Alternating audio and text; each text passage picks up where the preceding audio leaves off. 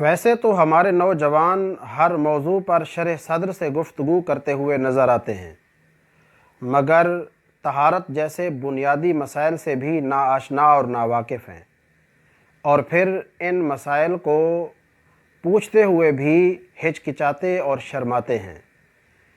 ان بنیادی مسائل میں سے ایک مسئلہ زیر ناف بالوں کا صاف کرنا بھی ہے۔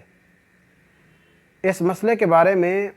3 باتیں ہیں جن کا جاننا بہت زیادہ عام ہے۔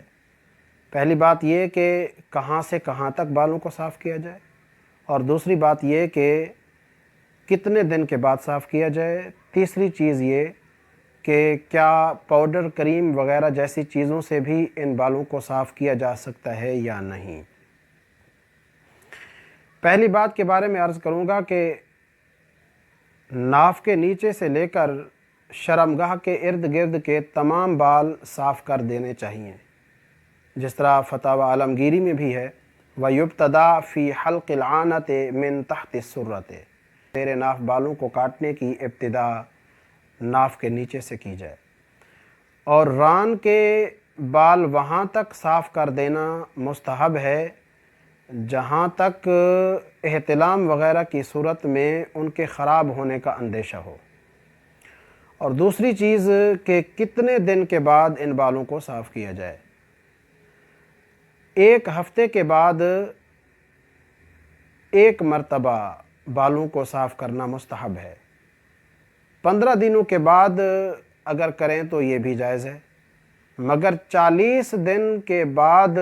تک تاخیر کرنا یہ مکروہ تحریمی ہے۔ صحیح مسلم کی حدیث ہے، حضرت انس بن مالک رضی اللہ تعالی عنہ ارشاد فرماتے ہیں، وقت لنا رسول اللہ صلی اللہ علیہ وسلم فی قص الشارب وتقلیم الاظفار ونتف الابط وحلق العانۃ الا نترک اکثر من 40 لیلۃ، کہ رسول کریم صلی اللہ علیہ وسلم نے مونچھوں کو کاٹنے